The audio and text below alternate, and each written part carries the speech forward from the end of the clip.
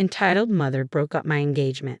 Just by being rude, my girlfriend and I were really ready to be engaged. We both agreed we wanted to get married, but I hadn't done the formal proposal yet because we wanted to meet each other's families first. I always thought the old trope about meeting the in-laws being a big fiasco was a myth, both because I was younger and more naive then and because I'm lucky to have easy parents. My girlfriend met them for a few hours. Once we were alone, just me and them, I told them my intentions, and my mom asked, does she have any kids already? And my dad asked, does she have a good solid job? And they both asked, do you really love her?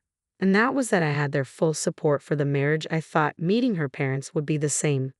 Some grilling was to be expected, but as long as I was honest and respectful, it would all be fine. They had my girlfriend when they were teenagers by surprise, so now they had another baby that they called a daughter, who was just 6 years old and who they wanted to raise properly. My girlfriend and I made the trip up to their city, and I met them for the first time over dinner at a steakhouse. It was pretty upscale, and we'd scheduled the dinner for 8 p.m., so I was surprised to see they brought the kid along with them. I met everyone at once, and the initial awkwardness settled. Once we sat down, we were making great small talk when the 60-year-old said she was thirsty. No big deal, right? Well, all of a sudden her mother Ellen starts screaming, water, water, water. A waiter came rushing over to see what the commotion was, and without even making eye contact with the poor guy, Ellen, we've been here forever and no one's even gotten us any water. My daughter's been asking. We had been sitting for about 15 or 20 minutes without service, but they were visibly behind, and there were no circumstances that would have warranted that shouting. I should have realized from how unfazed everyone else at the table was that I should be bracing myself for a long night, but I couldn't imagine what was to come. At that point, the waiter rushed over with water and apologized for the delay, explaining a few very large parties that arrived all at once. The guy seemed sincere and quite affable, so I thought the water would just be an anomaly in an otherwise pleasant night. Then Ellen kicked into full gear. We'll need a kids menu, she informed the waiter. He said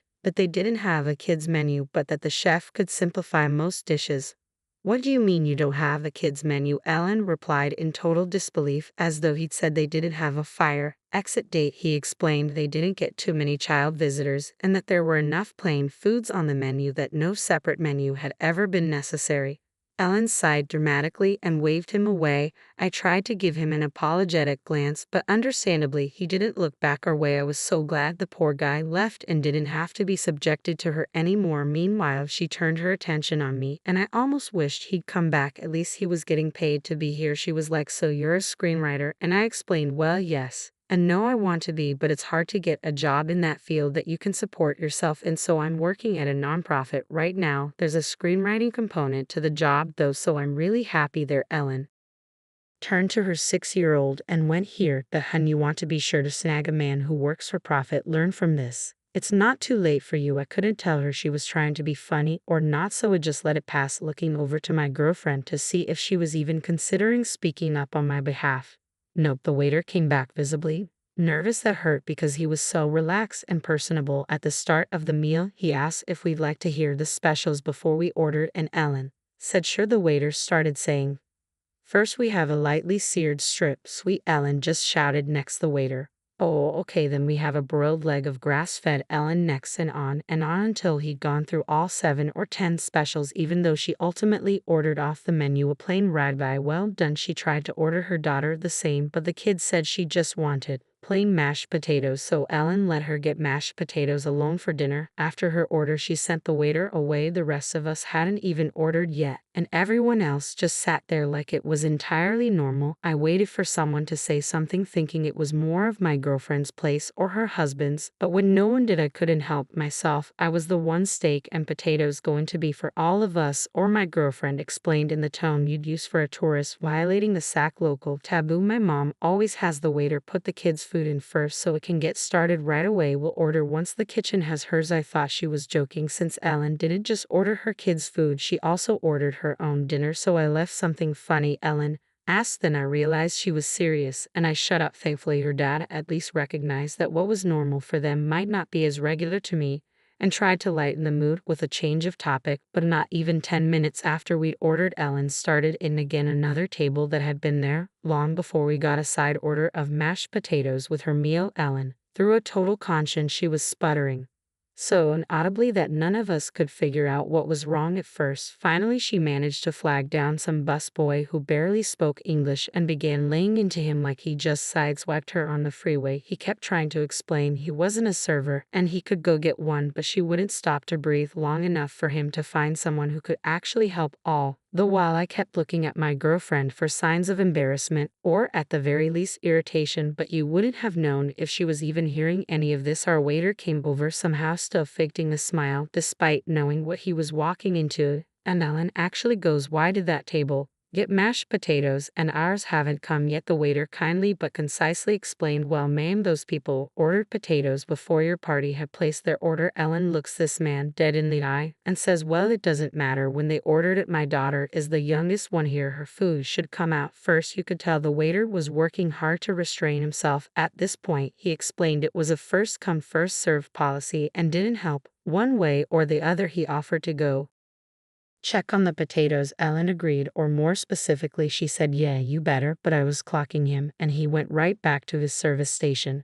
3 or 5 more minutes passed, during which we could have no other discussion at the table except how awful this restaurant was, how hungry the poor baby was. Her daughter hadn't said a word about being hungry this whole time and was constantly playing her loud iPad game without headphones, disturbing all the other diners around us. Ironically, she said that Americans these days were just too selfish and had no respect for motherhood. I chimed in, "I'm with you on that last part," and to my utter shock, instead of laughing at my joke, my girlfriend seemed annoyed with me. So, after a few minutes, the waiter comes back and says the potatoes will be out very soon. That's when Ellen did something I never thought I would see in real life. Ellen took 3 singles and a 5 out of her wallet and put them on the table in full view of the waiter.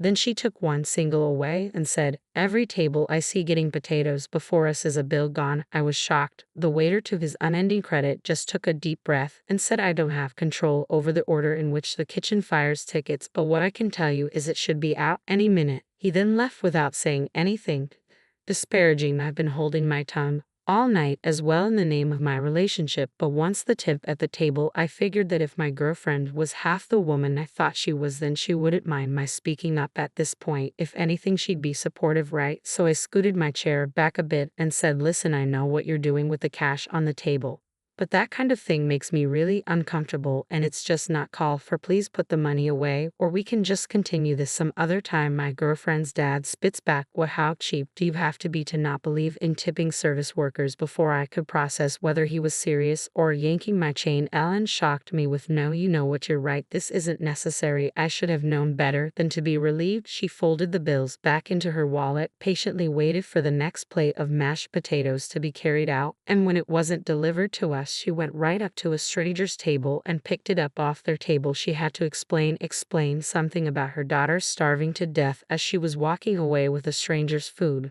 But unsurprisingly, that wasn't convincing enough for them. The old lady she took it from followed her right over to our table and tried to take it back. I was already searching for my coat tag in preparation to go, but a shoving match was beginning to unfold between Ellen and an elderly woman with a tennis ball walker, and far be it for me to sit through all that had happened, only to leave just as the night was getting interesting. The elderly woman was like, "Give me back my potatoes, who are you?" And the poor little girl was like, "Mommy, it's okay, don't take someone else's food." But it all fell on deaf ears.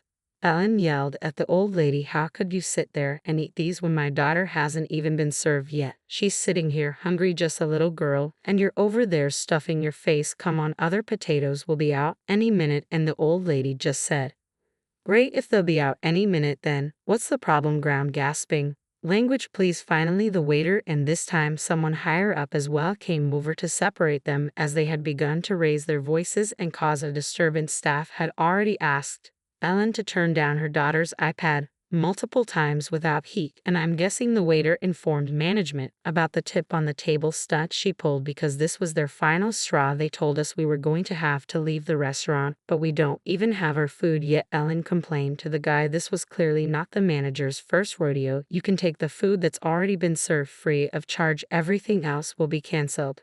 Please leave immediately." The old lady didn't miss her chance to knock the potatoes right onto the floor, so we couldn't try to take them with us. Nothing else had been served yet, so we had to leave without any food. This was clearly not the manager's first rodeo. You can take the food that's already been served free of charge. Everything else will be canceled. Please leave immediately. The old lady didn't miss her chance to knock the potatoes right onto the floor, so we couldn't try to take them with us. Nothing else had been served yet, so we had to leave without any food. When my girlfriend and I were finally alone in our car, she said, "Can you believe that?" And I said, "Not at all. And I really can't believe you didn't warn me." And she went, "How could I have known about any of that?" And confused, I'd asked, "Is she not usually like that?" Even more confused than me, my girlfriend asked, "Who, your mom?" What's my mom got to do with the terrible service at that place? That was the beginning of the end of our relationship. The fact that she didn't see anything wrong with her mom's behavior and that I'd be marrying into that situation shook me to deep. We both dodged a bullet in more ways than one. In hindsight, we weren't right for each other, regardless of who her family was.